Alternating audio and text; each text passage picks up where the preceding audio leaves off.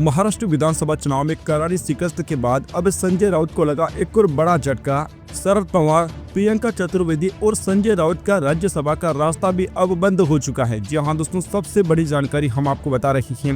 राष्ट्रवादी Congress party के अध्यक्ष शरद पवार और शिवसेना उद्धव बालासाहेब ठाकरे के नेता प्रियंका चतुर्वेदी और संजय राउत का अगली बार राज्यसभा पहुंचना बेहद ही मुश्किल नजर आ रहा है और इसकी बड़ी वजह है हालिया महाराष्ट्र विधानसभा चुनाव के नतीजे। एक दिन पहले आए महाराष्ट्र विधानसभा चुनाव के नतीजों में उद्धव और शरद पवार की पार्टियों को बड़ा झटका लगा है। उनकी विधायकों की संख्या पहले की तुलना में कम हो गई है, जिसकी वजह से इन दोनों नेताओं के राज्यसभा के लिए पुनर्निर्वाचन की संभावना बेहद ही कम हो चुकी है। इस बार के विधानसभा चुनाव में महाविकास आघाड़ी 50 के आंकड़े तक भी नहीं पहुंच पाई है। महाविकास आघाड़ी सिर्फ 49 सीटें जीत पाई। महाविकास आघाड़ी की इस विफलता के बाद शरद पवार, संजय राउत और प्रियंका चतुर्वेदी को अपने दम पर अगला राज्यसभा का कार्यकाल भी नहीं मिलेगा। आमतौर पर महाराष्ट्र से राज्यसभा में जाने के लिए 43 सीटों का कोटा तय है। इस लिहाज से पूरी महाविकास आघाड़ी मिलकर केवल एक को ही राज्यसभा भेज सकती है, वो भी तब जब गठबंधन में किसी एक के नाम पर आम सहमति बन सके।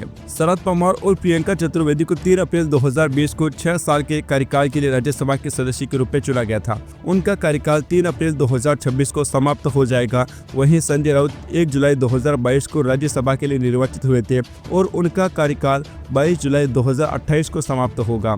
महाराष्ट्र की 288 सदस्यीय विधानसभा के चुनाव परिणामों की घोषणा के बाद भाजपा 132 सीटों के साथ सबसे बड़ी पार्टी है। दूसरे नंबर पर महायुति के साथी शिवसेना एकनाथ शिंदे हैं। शिवसेना एकनाथ शिंदे ने 57 सीटें जीती, जबकि अजित पवार तीसरे नंबर पर 41 सीटों के साथ हैं।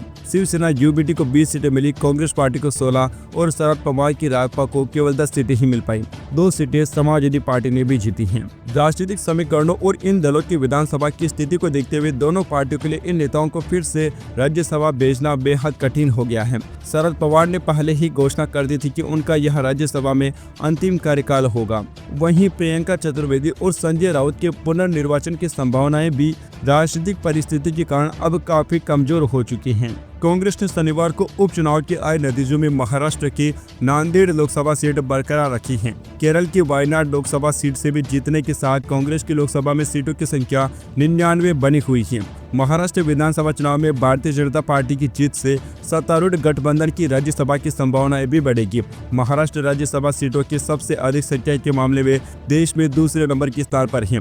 भाजपा ने इस साल की शुरुआत में हुए लोकसभा चुनाव में 240 सीटें जीती थी। नांदेड़ उपचुनाव 26 अगस्त को कांग्रेस सांसद वसंतराव चौहान के कारण करवाया गया था। कांग्रेस ने लोकसभा में 99 सीटें जीती थी, जिनमें से 2 सीटें उत्तर प्रदेश की रायबरेली और केरल की वायनाड से पार्टी के नेता राहुल गांधी को जीत मिली थी। उन्होंने वायनाड सीट छोड़ दी थी, जहां से शनिवार को उनकी बहन प्रियंका गांधी वाड्रा ने जीत हासिल की।